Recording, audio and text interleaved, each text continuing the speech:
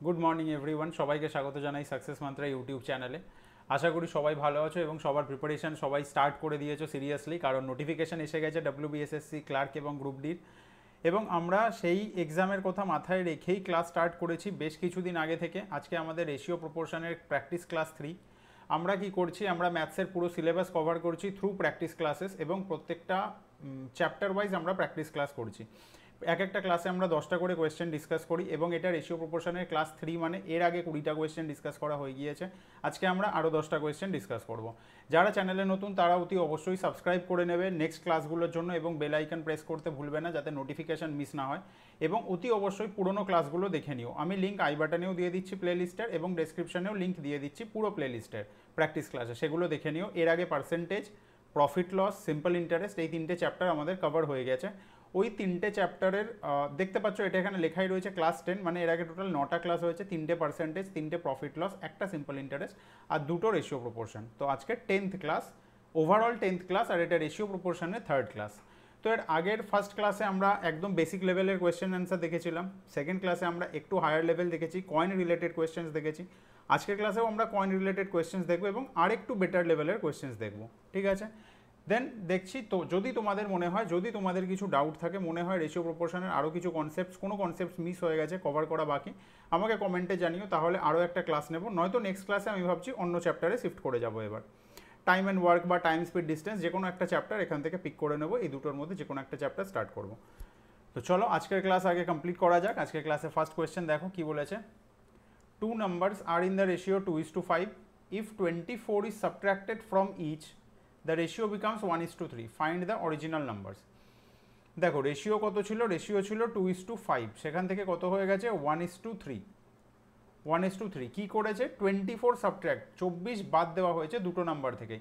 একটা কথা বলো, কারোর কাছে যদি 5 টাকা থাকে আর কারোর কাছে যদি 10 টাকা থাকে, এবার তুমি যদি তাহলে, আচ্ছা 5 আর 10 না নিয়ে আমি বলছি কারোর কাছে একজনের কাছে 7 টাকা আছে, একজনের কাছে 10 টাকা আছে।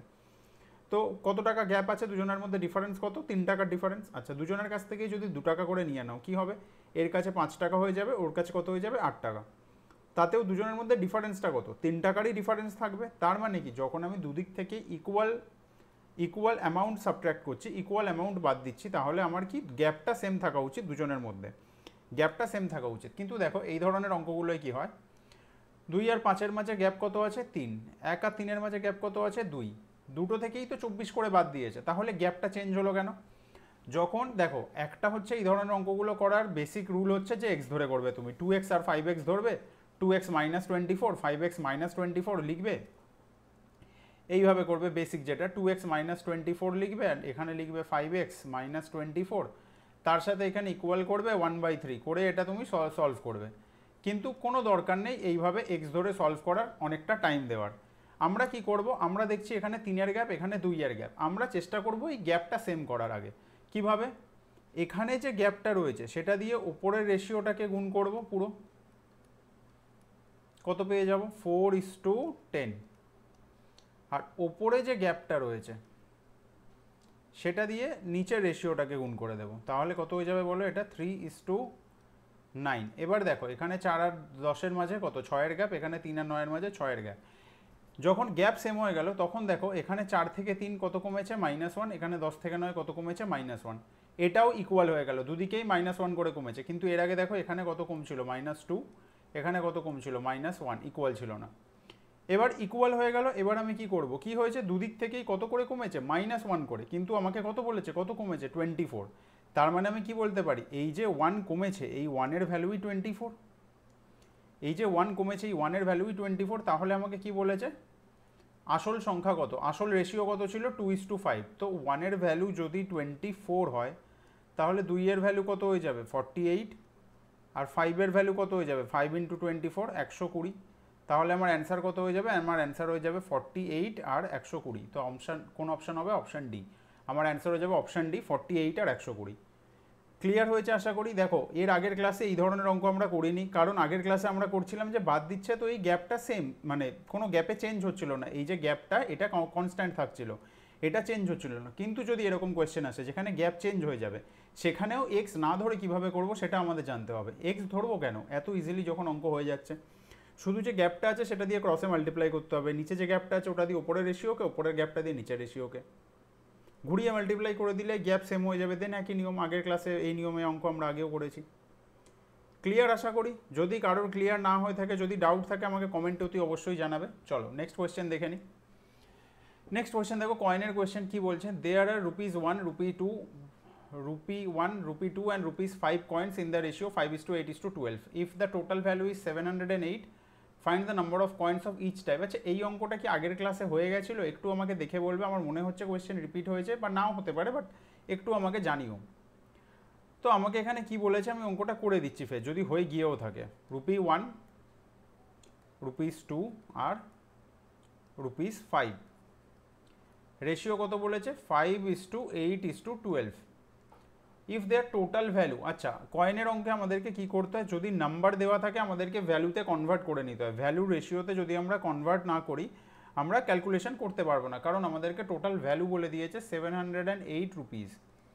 আচ্ছা, ভ্যালু কত হবে? 5টা 1 টাকায় 5 টাকা, 8টা 2 টাকায় কত হয়ে যাবে? 16 টাকা, আর 5টা কি বলেছে 12টা 5 টাকায় কত হয়ে যাবে? 5 12 60 টাকা। তাহলে আমার নতুন রেশিও কত আসছে? 5:16:60। 5:16:60। তো এখানে আমি টোটাল কত পাচ্ছি বলো? 16 আর 5 21, 21 আর এখানে 80 আছে, কত হচ্ছে? 81। 81 এর ভ্যালু হচ্ছে 708। আমার মনে হয় না এটা কাটবে বলে 81 দিয়ে। 8 7 15 না, 9 দিয়ে তো কাটছে না, তো 81 দিয়ে এটা হয়তো কাটবে না। ভ্যালু প্রবলেম আছে এই কোয়েশ্চেনটায়। আচ্ছা, 81 না করে এটা 708 না করে তাহলে এক কাজ করো, ভ্যালুটা আমি পাল্টে দিচ্ছি। এটা কত করবে বলো? এটা 729 করে নাও, আমার মনে হয় বেটার। এটাকে লিখে নাও 729। মোট টাকা কত? 729। 729 করে নিলে মিলে যাবে। তো 81 এর ভ্যালু আমার কত বলে দিয়েছে? 81 এর ভ্যালু আমার বলে দিয়েছে 729। তাহলে কত হয়ে যাবে বলো? একের ভ্যালু কত হয়ে যাবে? 81 দিয়ে এটা কাটলে 9 হয়। 81 দিয়ে এটা কাটলে 9 হয়, তো একের ভ্যালু 9। একের ভ্যালু যদি 9 হয়, 5-এর ভ্যালু কত হবে? 5 9 45। 16-র ভ্যালু কত হবে? 16 × 9 144। আর 60-এর ভ্যালু কত হবে? 60 × 9 কত হয়ে যাবে বলো? 60 × 9 হয়ে যাবে আমার 6 9 54, 540। এগুলো কি বেরোলো? এগুলো বেরোলো আমার রুপিস। 144 টাকা আছে হচ্ছে 5 টাকার কয়েন, মানে 2 টাকার কয়েনে, 45 টাকা আছে 1 টাকার কয়েনে, আর 540 টাকা আছে কত? 5 টাকার কয়েনে। এবার কিভাবে বার করবো ভ্যালু? 45 টাকা 1 টাকার কয়েনে মানে 45টা কয়েন আছে। 144 টাকা 2 টাকার কয়েনে মানে 2 দিয়ে ভাগ করে দেবো, কত হবে? 72টা কয়েন আছে। আর এটাকে 5 দিয়ে ভাগ করে দেবো, কত হবে বলো? 5 12 100, আর 5 9 108। কী বলছি, 9 12 108, সরি। তো আমার তিনটে কয়েনের নাম্বার কত বেরোচ্ছে? তিনটে কয়েনের নাম্বার আমার বেরোচ্ছে 45, 72 আর 108। আমার নাম্বার কত বেরোচ্ছে? 45, 72 অ্যান্ড 108। ক্লিয়ার হয়েছে আশা করি। ভ্যালু একটু গন্ডগোল ছিল, 708-এ মিলতো না, সেই জন্য ভ্যালুটা চেঞ্জ করে 729 করে দিলাম, তাতে অ্যান্সারটা এসে গেল। যে কারণে এখানে অপশানের সাথে মেলেনি। বাট অ্যান্সার তাহলে কত হলো আমার? 1 টাকার কয়েন কত আছে? 45, 2 টাকার কয়েন কটা আছে? 72, আর 5 টাকার কয়েন কটা আছে? 108। এবার একটা জিনিস তোমাদেরকে আমি এখান দিয়ে বলে দিই, কেন আমার এখানে ক্যালকুলেশনে ভুল হচ্ছিলো বারবার, মানে ভুল বলছিলাম আমি। দেখো, রুপিস বের করে করতে পারো, যদি তোমাদের মনে হয় কনফিউশন আছে তাহলে রুপিস বের করে তারপর কয়েনে কনভার্ট করতে পারো। নয়তো আমি যখন এখানে পেয়ে গেলাম 1 মানে 9, এই যে 1 মানে 9টা পেলাম, এটাকে ডাইরেক্ট নাম্বারের যে রেশিওটা দিয়েছিল সেটার সাথে মাল্টিপ্লাই করে দিও, নাম্বার অফ কয়েন্স বেরিয়ে যাবে। যেমন দেখো 9 আছে, 5 9 45, 5 9 কত হচ্ছে? 5 9 45। এদিকে দেখো 8 আছে, 8 9 72। এদিকে দেখো 12 ছিল, 9 12 108। তো এটাও করতে পারো, চাইলে ভ্যালু বের করে কনভার্ট করে করতে পারো। যদি কনফিউশন লাগে, যদি মনে হয় না ভুল হয়ে যাওয়ার চান্স আছে, তো করতে পারো, চেক করে নিতে পারো, রিচেক। বাট চাইলে ডাইরেক্ট মাল্টিপ্লাই করে দিতে পারো। নাম্বার অফ কয়েনের যে রেশিওটা বলেছে, এখানে যে ভ্যালুটা বেরোলো সেটা দিয়ে ডাইরেক্ট মাল্টিপ্লাই করলেও আমার অ্যান্সার এসে যাবে। তো দুটোর মধ্যে যেটা ইচ্ছা করতে পারো, এইভাবেও করতে পারো। যদি মনে হয় যে ভয় লাগছে, ভুল হয়ে যায়, যদি এরকম টেনশন যদি থাকে, তাহলে ভ্যালু বের করে ক্যালকুলেশন করো, একটা স্টেপ বেশি করতে হবে। বাট যদি মনে হয় যে না, কনফিডেন্স থাকে, তাহলে ডাইরেক্ট মাল্টিপ্লাই করে দেবে। ক্লিয়ার? চলো নেক্সট কোয়েশ্চেন দেখে নিই কী বলছে। Rupees 2650 is divided among P, Q, R such that P is to Q 4:5, Q is to R 6:7. Find the share of Q. 2650-কে এমনভাবে ভাগ করা হয়েছে, পি আর কিউ এর রেশিও হচ্ছে 4:5, কিউ আর আর এর রেশিও হচ্ছে 6:7। তাহলে কিউ কত টাকা পেয়েছে সেটা বার করতে হবে। তো কি করব? পি কিউ আর এটা সবার জানা, আশা করি যারা পুরোনো ক্লাস করেছো তারা জানো। কীভাবে করব, পি আর কিউ এর রেশিও লিখে নেবো 4:5, আর কী করবো কিউ আর আর এর রেশিও লিখে নেবো 6:7। এবার আমরা ওইভাবে গুণ করার রুলে যাচ্ছি না, খুব সিম্পলভাবে করি, আমরা একই রুল সব জায়গায় অ্যাপ্লাই করি। এইখানে একটা ঘর ফাঁকা রয়েছে, তার পাশে যে সংখ্যাটা লেখা রয়েছে সেটা দিয়ে ফিল আপ করে দেবো। এইখানে একটা ঘর ফাঁকা রয়েছে, পাশে যে সংখ্যাটা আছে সেটা দিয়ে ফিল আপ করে দেবো। দেন কী করবো, মাল্টিপ্লাই করে দেবো। কত হচ্ছে, 4 6 24, 5 6 30, আর 5 7 35। এটা হয়ে গেল আমার রেশিও P/Q/R এর। যোগ করে দাও, কত হচ্ছে, 24 আর 30 কত হচ্ছে, 54, 54 আর 30, 54 আর 30 84, আর 5 89, 89। 89 এর ভ্যালু আমায় কত বলেছে, 2650। 2650 যাবে এটা ডিরেক্ট 5 দিয়ে? ডোন্ট থিঙ্ক এটা যাবে, 9 আছে। ভ্যালুগুলো একটু, এই কোয়েশ্চেনগুলো একটু এদিক ওদিক আসে, বাট যাই হোক আমি বলে দিচ্ছি কীভাবে করবে। যদি 89 এর ভ্যালু এটা হয় তাহলে আমাকে কি বার করতে বলেছে, কিউ এর শেয়ার। কিউ এর শেয়ার কত, 30। তাহলে আমি কি বলতে পারি, 30-র ভ্যালু কত হয়ে যাবে, 30-র ভ্যালু হয়ে যাবে 2650/89 ইন্টু 30। তো এটা হয়ে যাবে আমার কিউ এর, কি বলো, কিউ কত টাকা পাবে সেইটা, তার অ্যান্সার। এবার এখানে আমার 89 দিয়ে এটা কাটবে কিনা ডাউট হচ্ছে, কারণ 89 আছে, 89 দিয়ে ডিরেক্টই না কাটলে আর তো কাটার চান্স আমি দেখছি না। আর 89 দিয়ে ডিরেক্ট কাটার আমি চান্স দেখছি না, কারণ 90-র আশেপাশে আছে। তো 270, 267 হলে এটা কেটে যেত, 267 হলে এটা কেটে যেত। তো এক কাজ করো, এটাকে 267 করে নাও, মানে 2670 করে নাও। আমার মনে হয় সেটাই বেটার, 2670, 2670 করে নাও এটাকে।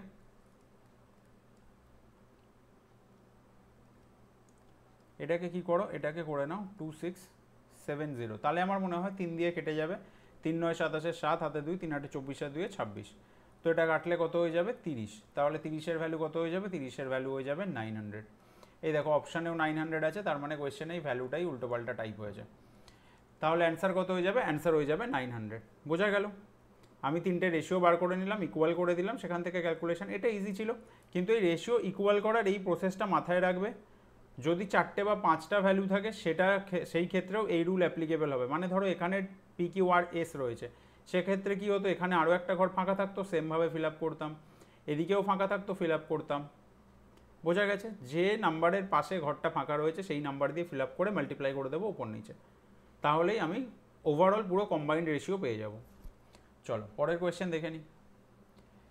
The ratio of husband's age to wife's age is 5:4. After 10 years, ratio becomes 7:6. Find present ages.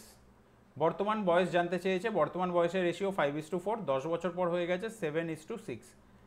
5:4 সেখান থেকে কত হয়ে গেছে, 7:6। দেখো দুজনেরই বয়স বেড়েছে 10 বছর করে, তো দেখে নাও গ্যাপ সেম আছে কিনা। এখানেও এক, এখানেও এক, তাহলে গ্যাপ সেম আছে, ঠিক আছে, গ্যাপ সেম করতে আর হবে না। ভালো কথা, তাহলে আমি ডিরেক্ট ক্যালকুলেশন করতে পারবো এখানে। কিভাবে, দেখো 5 থেকে 7 কত বেড়েছে, 2, 4 থেকে 6 কত বেড়েছে, +2, বাট আমাকে কত বলেছে, বয়স কত বেড়েছে, 10 ইয়ার্স। তাহলে আমি কি বলতে পারি, এই 2 এর ভ্যালু হচ্ছে 10 ইয়ার্স। 2 এর ভ্যালু যদি 10 ইয়ার্স হয়, 1 এর ভ্যালু কত হবে, 5 ইয়ার্স।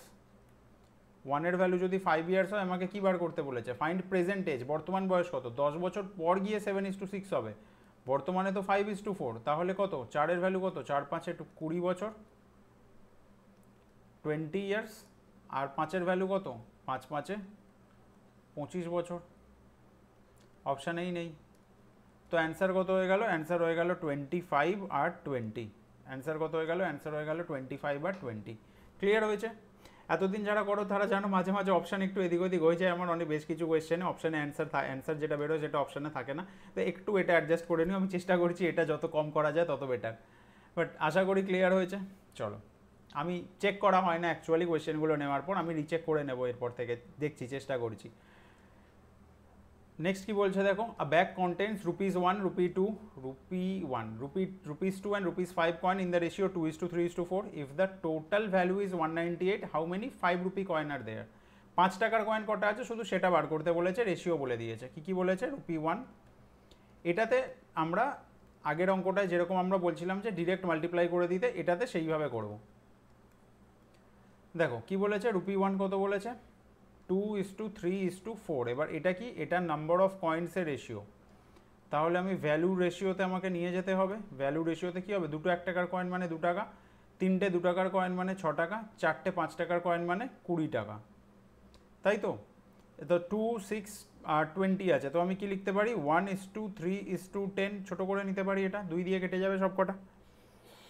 2 দিয়ে যখন কেটে গেল কত হচ্ছে, 10 আর 3 13 আর 1 14, ভ্যালু কত বলেছে 198।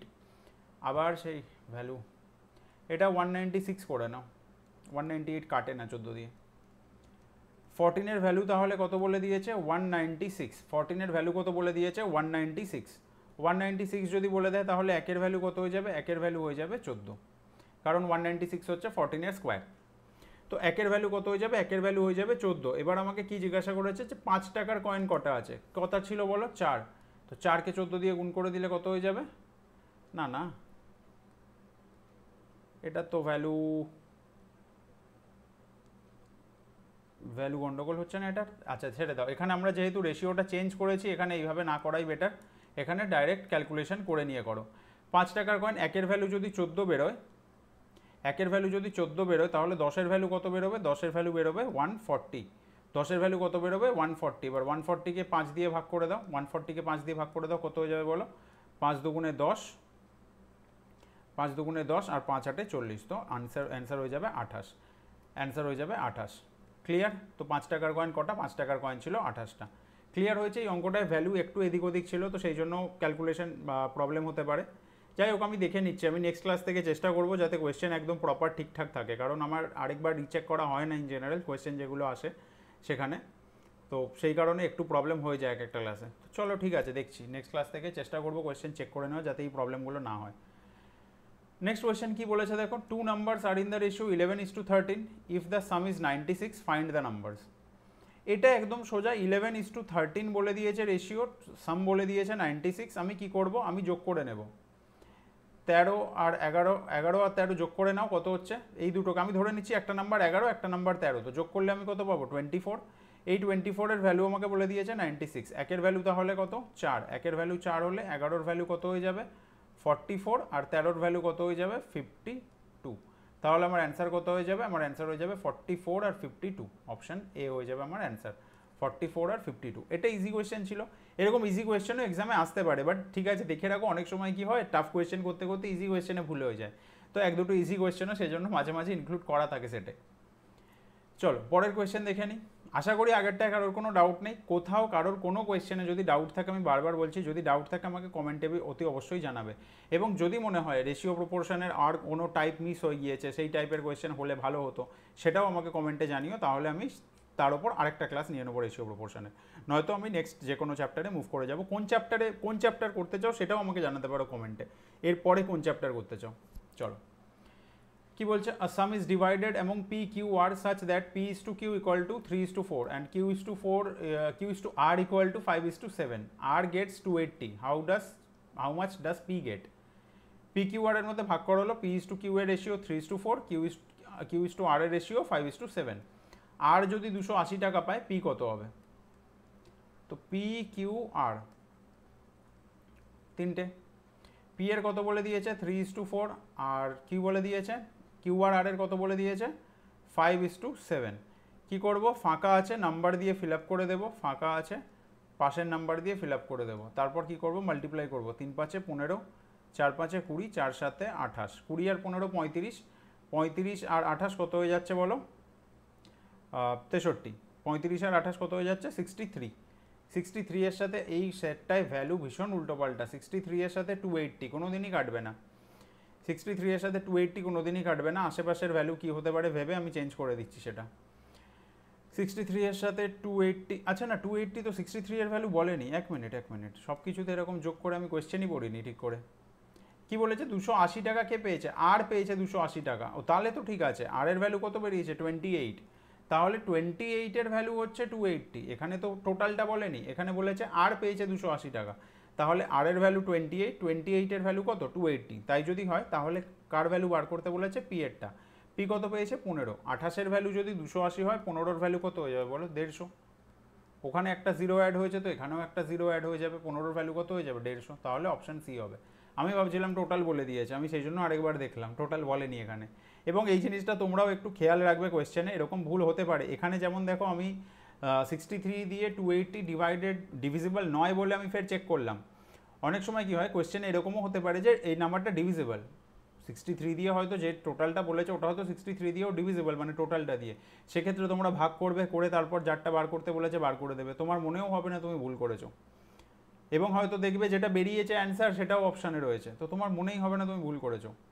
কিন্তু যখন অ্যান্সার কি আসবে বা রেজাল্ট আসবে তখন দেখবে যে আমার এই অ্যান্সারটা, এই কোয়েশ্চেনটা ভুল হয়েছে, কোয়েশ্চেনের অ্যান্সারটা।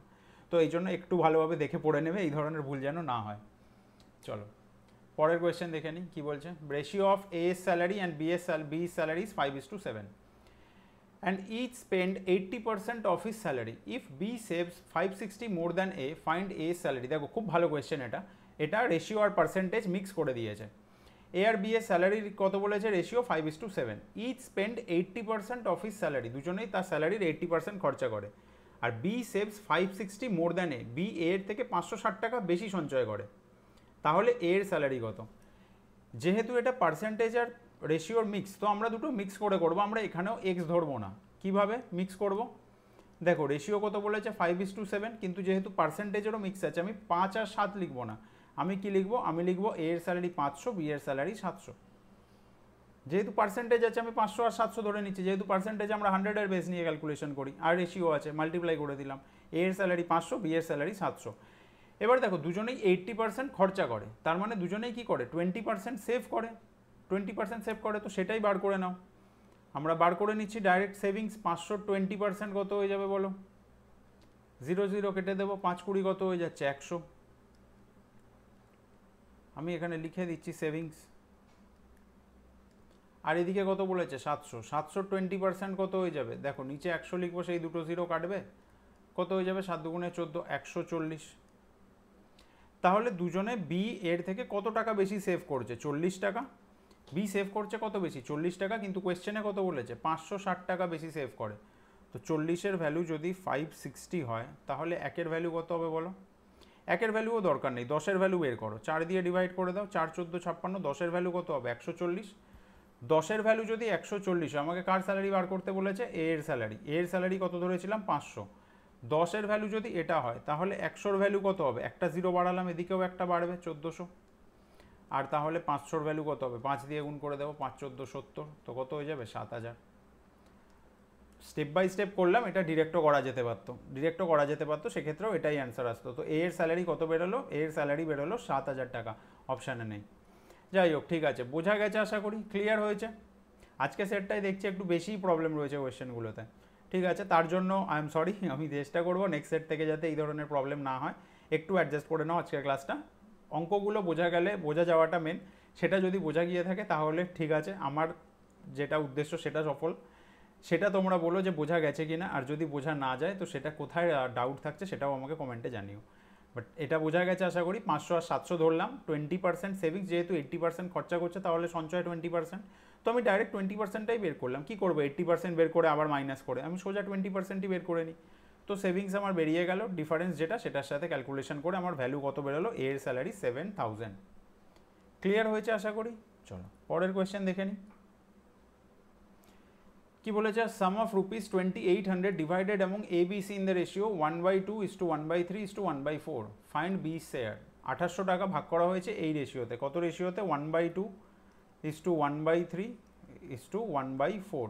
এবার আমরা জানি রেশিও কখনো ভগ্নাংশে হয় না, রেশিও সবসময় হয় পূর্ণ সংখ্যায়।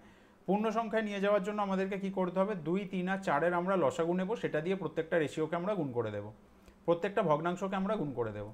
2 3 আর 4-এর লসাগু কত হবে বলো, 3 4 12, আর 2 তো 12ই, 2 আছে তো 12ই থেকে যাবে, বাড়বে না।